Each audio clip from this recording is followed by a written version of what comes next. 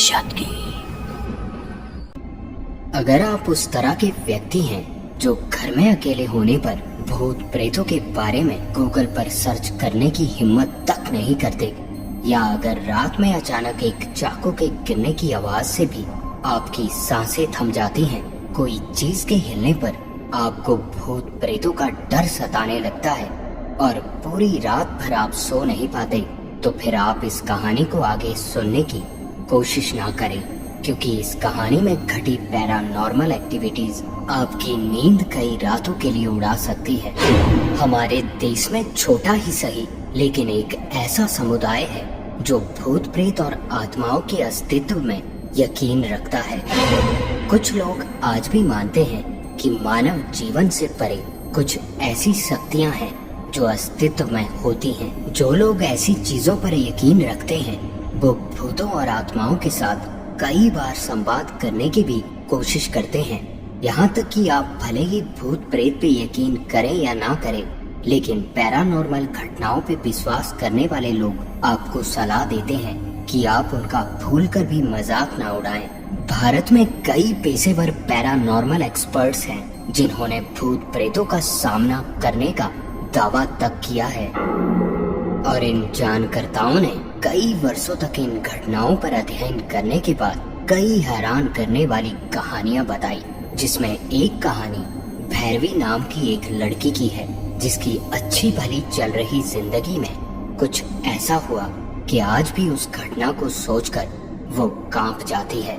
आज भैरवी को घर लौटने में काफी ज्यादा देर हो चुकी थी और गाड़ी से उतरते ही वो तेज कदमों से लगभग दौड़ती हुई लिफ्ट की तरफ बढ़ी। लिफ्ट के पास पहुंचकर बार बार लिफ्ट को खोलने की कोशिश करने लगी, पर इतनी कोशिशों के बाद भी लिफ्ट का डोर खुलने का नाम नहीं ले रहा था। काफी देर तक कोशिशें करने के बाद थक हार कर वो सीढ़ियों की ओर बढ़ने लगी, पर 7वीं मंजिल पर अपने फ्लैट तक सीढ़ियों से जाने का सोचकर ही उसका पूरा शरीर थकान से बैठ चुका था। लेकिन और कोई चारा ना देख भैरवी थके कदमों से धीरे धीरे सीढ़ियां चढ़ने लगी। सीढ़ियों से चढ़ते हुए भैरवी अभी फर्स्ट फ्लोर ही पार कर पाई थी कि तभी उसे लगा कि जैसे ठीक उसके पीछे से सीढ़ियों को चढ़ते हुए कोई उसी की तरफ आ रहा हो। ये सुनते ही भैरवी एकदम से रुकी और यही सोचकर कि शायद कोई जान पहचान का हो तो उसके साथ ही बात करते हुए फ्लैट तक चली जाएगी, और साथ ही ये भी पता चल जाएगा कि आखिर लिफ्ट में खराबी क्या थी। यही सोचकर भैरवी उन चलते कदमों के पास आने का इंतजार करने लगी, पर उसके रुकते ही वो कदमों की आती आवाज भी, जो अभी अभी भैरवी को साफ साफ सुनाई दे रही थी, वो भी अचानक रुक गई। सर को झटकते हुए भैरवी एक बार फिर सीढ़ियां चढ़ने लगी, पर जब भी भैरवी सीढ़ियों से आगे की तरफ बढ़ रही थी तो वो चलते कदमों की आवाज भी उसी के पीछे पीछे उसी की तरफ आ रही थी, और भैरवी रुककर पीछे की तरफ देखती तो वो चलते कदमों की आवाज अचानक रुक जाती।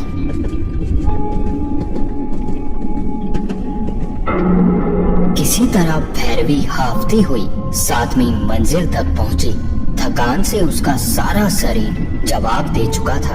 अभी वो अपने फ्लैट के ठीक सामने पहुंचकर दरवाजा खोलने को हुई ही थी कि तभी ठीक 4 कदम की दूरी पर लिफ्ट का दरवाजा अपने आप खुला।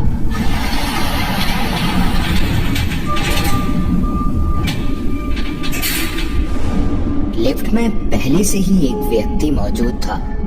भैरवी हैरानी से उसी तरफ देख रही थी, क्योंकि अभी तो उसके इतनी कोशिशों के बावजूद भी लिफ्ट नहीं चली थी, तो अब ये व्यक्ति आखिर लिफ्ट में आया कैसे?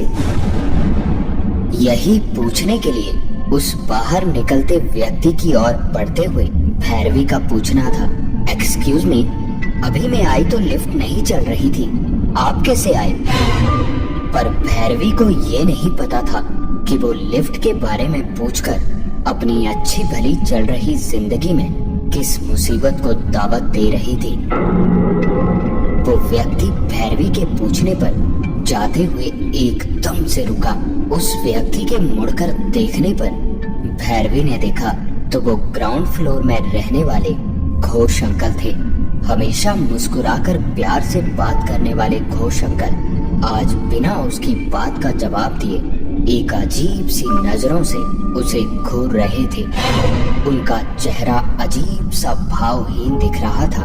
बिना उसके सवालों का जवाब दिए वो पलटकर एक बार फिर आगे की तरफ बढ़ने लगे। भैरवी ये सब देखकर काफी हैरान थी कि आज अंकल उससे बात क्यों नहीं कर रहे। हमेशा बेटी की तरह उस पर स्नेह बरसाने वाले अंकल को आखिर आज हुआ क्या था। उसकी आवाज सुनकर बगल के फ्लैट में रहने वाली सुनीता बाहर आई और बाहर आते हुए बोली, अरे भैरवी, आज बहुत देर कर दी तुमने आने में। भैरवी ये सुनते ही पल भर के लिए सुनीता की ओर पलटी और उसी की तरफ देखते हुए बोली, देखो ना, आज घोष अंकल को पता नहीं क्या हो गया है, बात ही नहीं कर रहे।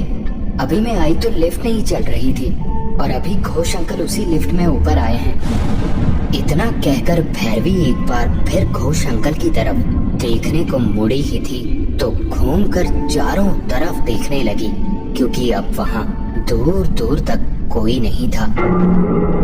उसकी बातें सुनकर सुनीता काफी हैरान हुई और उसके पास आते हुए बोली, क्या कह रही हो तुम? घोष अंकल कहाँ से दिख गए तुम्हें? वो भी लिफ्ट में? क्या तुम्हें नहीं पता आज दोपहर 12 बजे पता नहीं क्यों वो लिफ्ट में जा रहे थे और उनके लिफ्ट चालू करते ही लिफ्ट का तार पता नहीं कैसे कट गया, जिनसे उनकी आज मौत हो गई है। एक तो सीढ़ियों से चढ़ने की थकान और ऊपर से ये सुनकर कि घोष अंकल की मौत हो गई है, तो अभी अभी जो भैरवी किसी से बात कर रही थी आखिर वो कौन था? ये सारी बातें सोचकर भैरवी बेहोश होकर जमीन पर गिरी और सुनीता ने उसे सहारा देकर संभाला। अब सुनीता भी काफी डर चुकी थी। आवाज देकर उसने अपने पति को बुलाया और भैरवी के पर्स से चाबी निकालकर उसके फ्लैट को खोला और पति की मदद से भैरवी को अंदर लाकर सोफे पर लेटा दिया। काफी देर पानी के छींटे मारने के बाद भैरवी थोड़े होश में आई। वो काफी डरी सहमी सी बस एक ही चीज बोली जा रही थी कि सुनीता आंटी, आप मुझे अकेला छोड़कर मत जाइए। तो सुनीता ने फैसला लिया कि जब भैरवी सो जाएगी तो उसके बाद ही वो अपने फ्लैट में चली जाएगी। अपने पति को वापस भेजकर वो भैरवी को खाना खिलाकर दिलासा देने लगी कि वो चिंता ना करे, उसे कुछ भी नहीं होगा। थोड़ी ही देर में थकी और डरी हुई भैरवी सो गई। उसके सोने के बाद सुनीता उसके फ्लैट का दरवाजा बंद करके अपने फ्लैट में चली गई। अभी भैरवी को सोई कुछ ही देर हुई थी कि तभी किसी के चलते कदमों की आवाज से भैरवी की नींद खुली। अलसाई हुई आंखों से जब भैरवी ने देखा तो घोष अंकल एक झोला लिए उसके फ्लैट में इधर उधर घूम रहे थे। थोड़ी देर इधर उधर देखने के बाद वो उसके बिस्तर तक आए और झुककर उसके बिस्तर के नीचे कुछ झोले से निकाल कर रख दिया। उन्होंने बिस्तर के नीचे जो भी रखा था भैरवी उसे देख नहीं पाई थी, लेकिन वो जैसे ही घोष अंकल की तरफ ये पूछने के लिए अभी उठी ही थी कि तभी अचानक भैरवी के देखते ही देखते घोष अंकल हवा में गायब हो गए। उन्हें गायब होता देख भैरवी पूरी तरह से डर चुकी थी, लेकिन वो किसी तरह हिम्मत करके अपने बिस्तर के नीचे झांकी और नीचे का नजारा देख जोर से चीखती हुई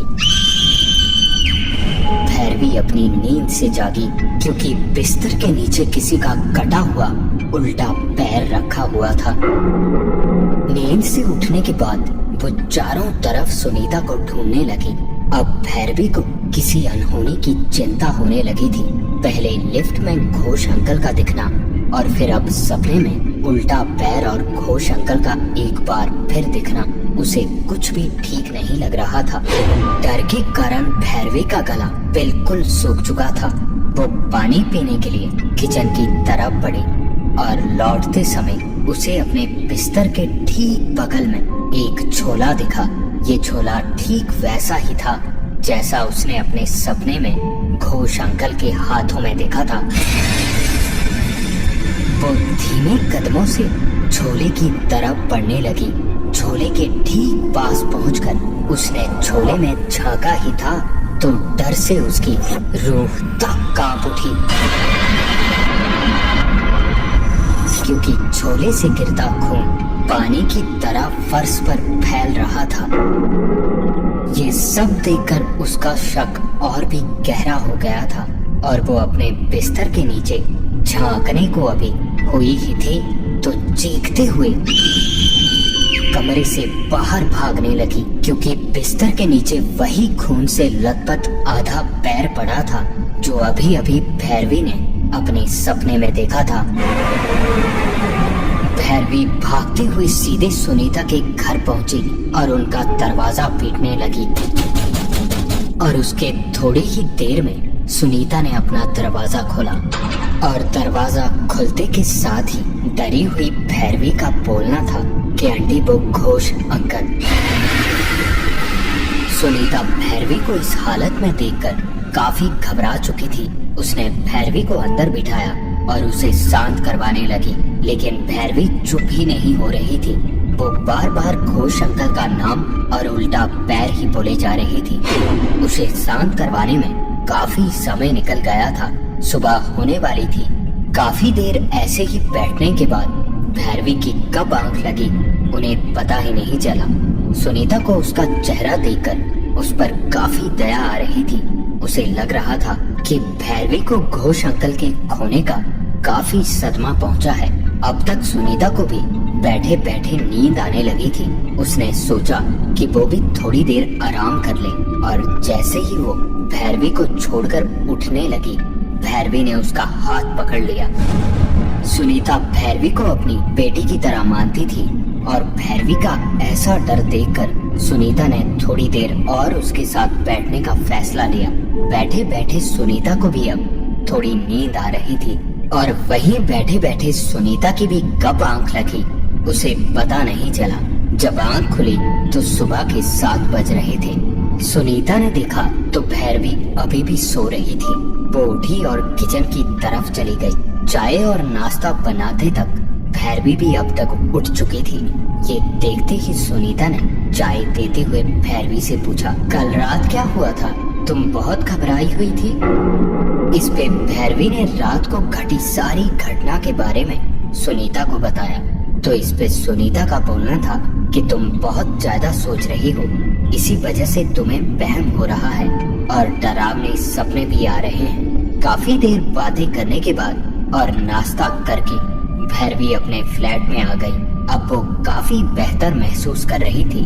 भैरवी अपने फ्लैट में सोफे पर बैठी इन सभी घटनाओं के बारे में सोच रही थी और कुछ समय बैठने के बाद वो फिर बिस्तर के पास जाकर इधर उधर देखने लगी। तभी उसे बिस्तर के बगल में एक किताब दिखाई दी। उसे ये बात बहुत ही अजीब लगी थी, क्योंकि पहले तो वहाँ कुछ नहीं था, फिर ये आखिर किताब आई कहाँ से? भैरवी उस किताब को उठाकर दूसरे कमरे में आ गई और सोफे पर बैठकर किताब की अच्छे से जांच करने लगी। वो किताब बहुत ज्यादा पुरानी थी, लेकिन बड़ी अजीब बात थी कि किताब आज भी बिल्कुल साफ और ऐसी लग रही थी मानो किसी ने इस किताब को बड़े संभाल कर रखा हो। किताब कहीं से भी फटी नहीं थी। भैरवी किताब का हर एक पन्ना पलट पलट कर देखने लगी ताकि ये पता चल सके कि आखिर ये किताब है किसकी। पर उस किताब में कहीं भी कुछ नहीं लिखा था सिवाय पहले पन्ने के, जिसपे लिखा था, ये डायरी अभिजीत की है। हाथों में उस किताब को लिए हुए भैरवी अभी उस किताब के बारे में सोच ही रही थी कि तभी उसके हाथों से किताब छूटकर जमीन पर गिरी। भैरवी किताब उठाने को अभी झुकी ही थी तो उसकी नजर किताब के पीछे लिखे शब्दों पर पड़ी, जिसमें लाल स्याही से लिखा था, श्रापित किताब। लेकिन उस किताब को देखने पे भी भैरवी को समझ नहीं आ रहा था कि ये किताब आखिर आई कहां से है और इसमें ऐसा है क्या। उसके दिमाग में बस यही ख्याल घूम रहा था कि जरूर कोई उसके साथ मजाक करने के लिए उसे डरा रहा है, और यही सोचते हुए वो घर के कामों में व्यस्त हो गई। पूरा दिन बिना किसी घटना के बीत गया। रात में जब भैरवी सोने को हुई तो उसे नींद नहीं आ रही थी।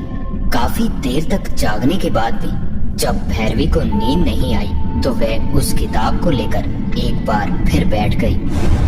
किताब के पन्ने बदल बदल कर देखते हुए कब भैरवी की आंख लगी उसे पता ही नहीं चला, और जब आंख खुली तो आसपास देखकर भैरवी के कदमों तले जमीन खिसक गई, क्योंकि अभी भैरवी लिफ्ट में खड़ी थी और उसके ठीक सामने एक व्यक्ति खड़ा था जिसने भैरवी की ओर पीठ कर रखी थी। अभी भैरवी कुछ समझ पाती कि तभी उस व्यक्ति ने एक भारी सी आवाज में कहा, अगर तुम चाहती हो कि घोष अंकल की भटकती आत्मा को शांति मिले तो तुम्हें मेरी हर बात माननी होगी, तभी उनकी आत्मा को शांति मिलेगी। ये जो भी भैरवी के साथ हो रहा था उसे कुछ भी समझ नहीं आ रहा था। यही सब सोचते हुए थोड़ा डरती हुई आवाज में भैरवी ने पूछा, पर आप कौन हैं और आप घोष अंकल को कैसे जानते हो? ये सुनते ही उस व्यक्ति ने एक बार फिर कहा, ये सब बातें बाद में जान लेना। अगर तुम उनकी आत्मा को शांति प्रदान करना चाहती हो तो जैसा मैं कहता हूँ वैसा ही तुम करो, और अगर नहीं किया तो उनकी आत्मा तुम्हारा पीछा कभी नहीं छोड़ेगी। ये सुनते ही तुरंत भैरवी ने कहा, नहीं नहीं ठीक है, मैं तुम्हारी सारी बातें मानूंगी, पर प्लीज मुझे उनकी आत्मा से बचा लो। इस पे उस व्यक्ति का बताना था कि ठीक है, अब उनकी आत्मा तुम्हें कभी नहीं सताएगी। तुम्हारे पास जो डायरी है उसके पेज नंबर 61 में जो भी लिखा है वो तुम्हें करना होगा। और ये कहते ही उस व्यक्ति ने भैरवी की तरफ मुड़कर देखा ही था तो भैरवी डर से चीखती हुई अपनी नींद से जागी, क्योंकि वो व्यक्ति कोई और नहीं बल्कि खून से बिल्कुल लथपथ घोष अंकल ही थे। नींद से जागते ही भैरवी ने डरते हुए चारों तरफ देखा तो वो अभी भी अपने बिस्तर पर थी और वो डायरी आधी खुली हुई उसी के बगल में पड़ी थी। भैरवी ने जल्दी से उस डायरी को खोला और पेज नंबर 61 को खोलते ही देखा तो उस पर लिखा था, घोष की मदद करने से पहले तुम्हें उसकी कहानी जाननी होगी, और तुम जैसे जैसे काम करती जाओगी मैं तुम्हें उसके बारे में बताऊंगा। मैं तुम्हें उसके पाप बताऊंगा और तुम्हें उनका प्रायश्चित करना होगा। तो कहानी उस समय की है जब मिस्टर घोष 11 साल के हुआ करते थे। तब ये व्यक्ति बिल्कुल अलग हुआ करता था। अब जहाँ ये व्यक्ति मिलनसार और अच्छे मिजाज का था, वहीं उस समय मिस्टर घोष एकदम शांत, शर्मीला और गुस्सैल किस्म का था। वो किसी से बात नहीं करता था और किसी के मामले में दखल नहीं देता था, लेकिन अगर कोई उसके मामले में दखल करता तो वो उससे बदला जरूर लेता था। एक बार घोष एक कुएं के किनारे बैठा हुआ अपने ख्यालों में मस्त था। तभी वहीं से उनका सहपाठी विनोद गुजरा। उन दोनों की बिल्कुल नहीं बनती थी। विनोद ने उसे बैठा हुआ देख उनका मजाक उड़ाना शुरू कर दिया। घोष ने भी जवाब दे दिया। फिर ये बातों की लड़ाई जल्दी ही हाथापाई में बदल गई। गलती से घोष ने विनोद को कुएं में धकेल दिया। उसके बाद वो डर के मारे वहाँ से भाग निकला। अगर वो वहाँ से भागने की बजाय किसी बड़े को बुलाकर उसकी मदद करता तो शायद विनोद बच जाता, लेकिन उसने इस बात के बारे में किसी को नहीं बताया। तो तुम्हारा पहला काम है, तुम उस कुएं में जाकर उस बच्चे की आत्मा की शांति के लिए पूजा करवाओ, जिससे उस कुएं में भटक रही आत्मा को शांति मिले। उस डायरी में ये सब कुछ पढ़ रही भैरवी ने अगला पेज बदला तो उसमें लिखा था, वो जगह ज्यादा दूर नहीं है, बस यहाँ से 3 घंटे की दूरी पर एक गांव है, लक्ष्मणगढ़। वहीं पर घोष का बचपन बीता था। वहाँ पर जाके किसी से भी पूछना कि कुएं की आत्मा कहाँ कहाँ भटकती है, तो वो जिस कुएं पर ले जाएं, वहाँ पर जाकर उसकी शांति की पूजा करवा देना। और अगले ही सुबह भैरवी जल्दी से उठकर अपनी तैयारी करने में जुट गई। उसके बाद भैरवी ने अलवर से लक्ष्मणगढ़ के लिए एक कार बुक की और अपने घरेलू पंडित को लेकर वहाँ के लिए रवाना हो गई। लक्ष्मणगढ़ पहुंचकर भैरवी लोगों से पूछकर उस कुएं तक पहुंची, जहां उस डायरी के अनुसार विनोद की आत्मा भटक रही थी। वहां के कुछ लोगों ने उसे उस कुएं से दूर रहने की चेतावनी भी दी थी, पर भैरवी उन सबकी बातों को अनसुना करती हुई आगे बढ़ती रही। कुएं पर पहुंचकर पंडित जी ने पूजा की तैयारी शुरू कर दी और पूजा आरंभ होते ही कुएं से भयानक और बड़ी ही अजीब आवाजें आने लगी। लेकिन पंडित जी पूजा लगातार करते रहे। ये सब सुनकर भैरवी बुरी तरह से डर चुकी थी कि तभी एक बहुत ही भयानक आवाज ने कुएं के अंदर से कहा, जब तक मैं उस अभिजीत घोष से अपनी मौत का बदला नहीं लेता, मुझे शांति नहीं मिलेगी। डरी हुई भैरवी ने ये आवाज सुनते ही कहा, उन्हें तुम्हारी मौत का बहुत पछतावा था, वो भी अब मर चुके हैं। भैरवी का इतना बोलना भर ही था कि तभी कुएं से आती आवाजें धीरे धीरे कम होने लगी। अभी भैरवी इस डर से निकल पाती कि तभी उसके बैग में रखी उस डायरी में एक अजीब सी कंपन होने लगी। इससे डरी हुई भैरवी ने अपने बैग में रखी उस डायरी को निकालकर कुएं में फेंक दिया और थोड़ी ही देर में सब शांत हो गया। अब भैरवी को सब कुछ समझ आ चुका था कि घोष अंकल ने उसके बिस्तर के नीचे उल्टा पैर नहीं बल्कि एक किताब रखी थी। आज इस बात को 6 साल हो चुके हैं और अब भैरवी किसी भी राह चलते व्यक्ति से कोई सवाल नहीं करती, क्योंकि कभी कभी ज्यादा पूछताछ भी इंसान के लिए बड़ी मुश्किल पैदा कर सकती है। और ये थी आज की कहानी ऐसी भी।